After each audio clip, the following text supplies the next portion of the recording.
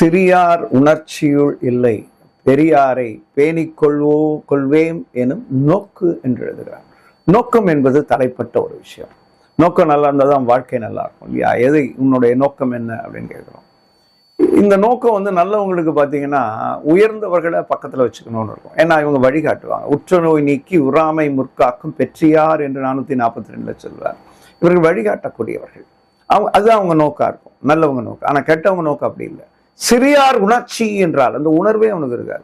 நல்லவங்களை பக்கத்தில் வச்சுக்கணும். இவன் கெட்டவனை, துதிபாடுறவனை, தன்னை உயர்த்துறவனை, தன்னை புகழ்ந்து பேசுறவனை இவனை தான் பக்கத்தில் வச்சுப்பான். சிறியார் உணர்ச்சியுள் இல்லை, பெரியாரை பேணி கொள்வேம் எனும் நோக்கம். 976வது குறள், 98வது அதிகாரம். இது பெருமை.